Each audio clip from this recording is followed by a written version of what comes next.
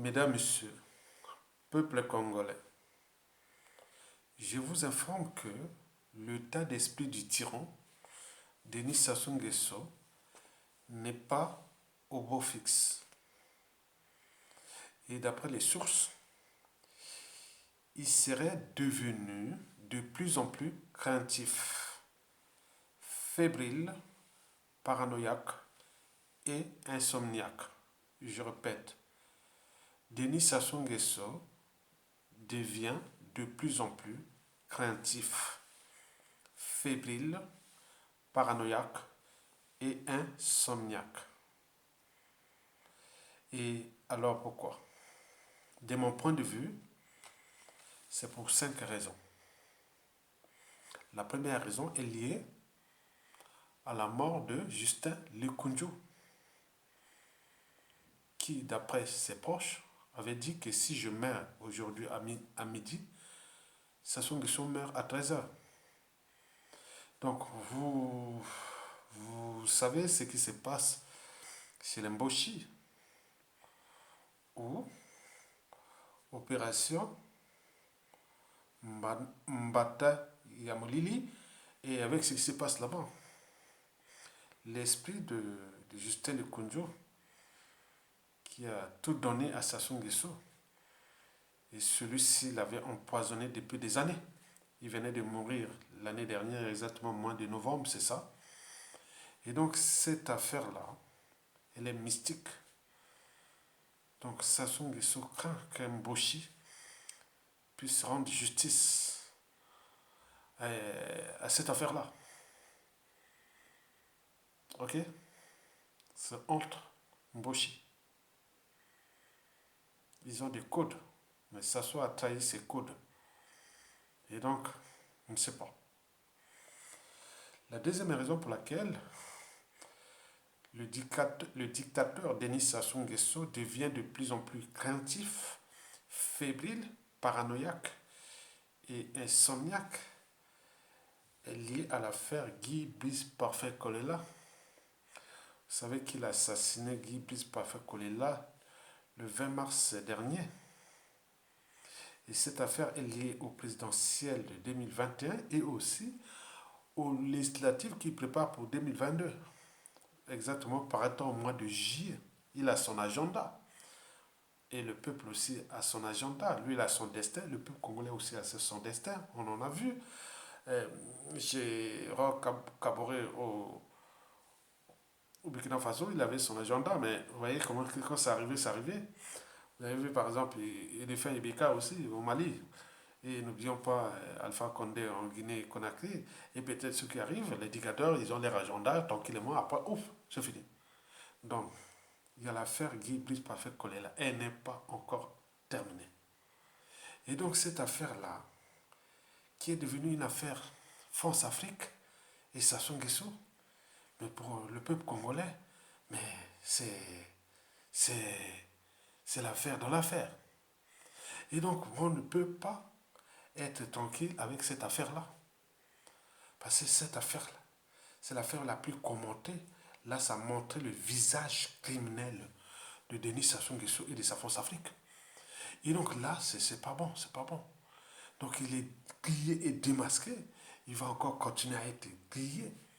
Et donc cette affaire-là rend Sassou Nguesso de plus en plus craintif, fébrile, paranoïaque et insomniaque. La troisième raison pour laquelle le dictateur Denis Sassou Nguesso devient de plus en plus craintif, fébrile, paranoïaque et insomniaque est celle liée au présidentiel française de 2022. Et donc, il ne sait pas l'issue de cette présidentielle-là. Est-ce qu'il y aura un bon maître qui pourra le protéger encore après ces présidentielles de mars, d'avril et mai 2022 ici en France? Donc, cette affaire-là, quand il est là, il dit, ah tiens, est-ce que Jean-Yves Le Drian sera encore là? Est-ce que, donc il se pose beaucoup de questions parce que Sassou Nguesso, sans Jean-Yves Le Drian, sans la France Afrique, il ne peut même pas tenir 2 jours. il est sûr ou certain que beaucoup de militaires, patriotes, républicains vont les déposer vite fait. Ils attendent que les positions de la France. Et donc là, les présidentielles de 2022 en France, là, sont problématiques pour les tyrans. Donc c'est une affaire à suivre. La quatrième et avant-dernière raison pour laquelle Denis Sassou Nguesso est de plus en plus craintif, fébrile, paranoïaque, insomniaque, parce qu'en apparence serein, mais en aparté, en secret, il est craintif, fébrile, paranoïaque et insomniaque. Cette quatrième et avant-dernière raison est en rapport avec la série de coups d'État militaires salutaires qui se sont passés en Afrique de l'Ouest. Et donc, on ne sait pas si le printemps du bassin du Congo ou du Golfe Guinée va commencer pendant ou après les présidentielles françaises de 2022 ou que peut-être en rapport avec la géostratégie et des rapports géostratégiques qui se dessinent, peut-être que bon, la communauté des intérêts va peut-être le lâcher et peut-être ils ont déjà trouvé un pion au niveau de la France-Afrique ou au niveau des Américains, au niveau d'autres puissances qui sont là, peut-être, oui, pour le remplacer parce que Sassou, c'est déjà avarié. Et donc, il craint un coup d'État militaire salutaire ou un coup d'État de palais ou choses comme ça qui se décident. Donc, c'est. Voilà, donc le climat de méfiance et de défiance est même au niveau du clan, déjà divisé. Et donc, ça, c'est dangereux pour lui. Et enfin, la cinquième et dernière raison, c'est qu'il en a trop tué dans ce pays. Il en a tué. Le capital décès déjà de 1 million de morts. Intellectuels, cadres civils, politiques et militaires. Le champion des coups d'État. Et là, il condamne les coups d'État qui se sont passés, qui viennent de se passer en Afrique de l'Ouest. Or, lui-même, c'est le champion des coups d'État, un putschiste récidiviste qui condamne les autres coups d'État, mais c'est paradoxal.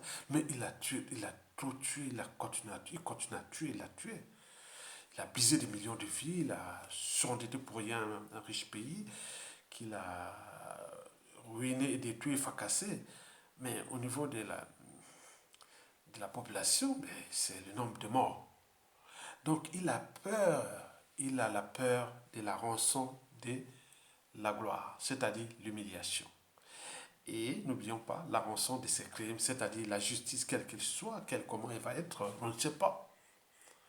Et donc là, c'est terrible pour Sassou Nguesso. Donc en résumé, pourquoi Sassou Nguesso est de plus en plus craintif, paranoïaque et insomniaque? Parce que il a encore une âme et une conscience. On peut tout fuir, sauf sa conscience. Et donc il sait bien qu'il a fait il a fait du mal à tout le monde dans ce pays. Et qu'il y a désormais des pressions socio-politiques sur différentes échelles, individuelles, locales, tribales, géopolitique nord-sud et compagnie. N'oublions pas qu'il y a des prisonniers politiques qui sont encore en prison, dans le prison élu Jean-Marie Michel Mokoko et tout ce monde-là. Donc il faut en tenir compte que Sassou a peur des lendemains qui risquent d'être problématiques pour lui, comme faisons la lecture de la chute de la plupart des dictateurs.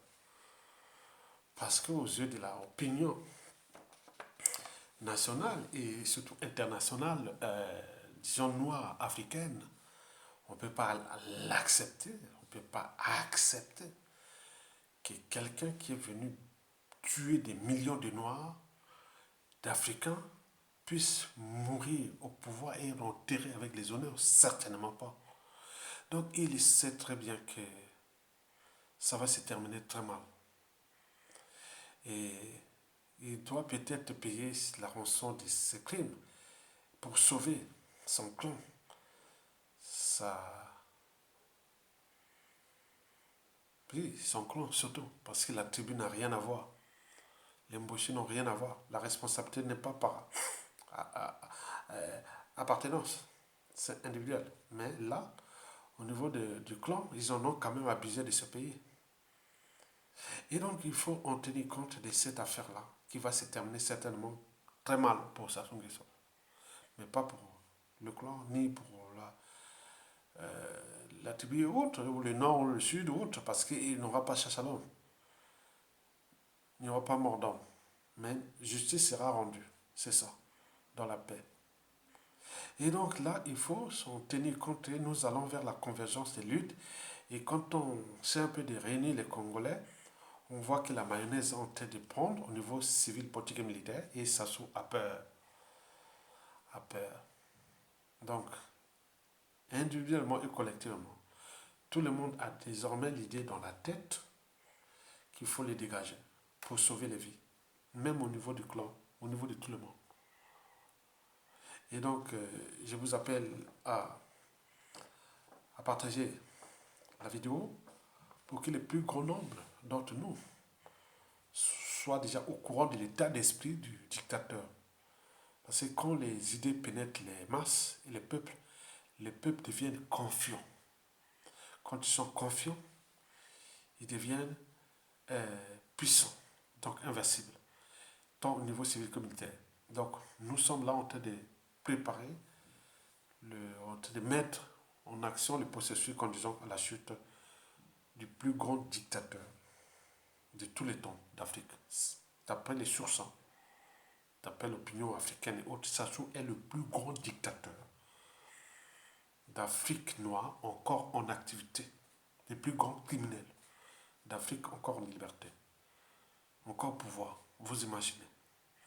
Mesdames, Messieurs, je vous remercie et à bientôt. Likez et partagez pour l'intérêt général et pour l'intérêt supérieur de la nation. Tokolonga, du nord au sud, de l'est à l'ouest, jusque dans son clan. Retenez bien, je vous l'ai dit, vous devez commencer à penser à ça, que la responsabilité politique, administrative, économique et autres n'est pas par association ou par appartenance. C'est individuel. Donc le jour où la justice sera rendue au Congo, ça sera individuel. Qui était à tel poste, pourquoi ceci s'est passé comme ça, il viendra expliquer lui-même ce qui s'est passé dans le cas de rendre justice là où il y a eu injustice, dans le cas de l'intérêt général et autres. Je vous informe aussi que la citoyenneté n'est pas par appartenance. Il n'y a pas un citoyen, soit du nord, du sud, de l'est. Vous êtes Congolais, point barre. On prend notre responsabilité civile, politique et militaire de les dégager et récupérer tous les Congolais qui vont prendre le risque de libérer le pays.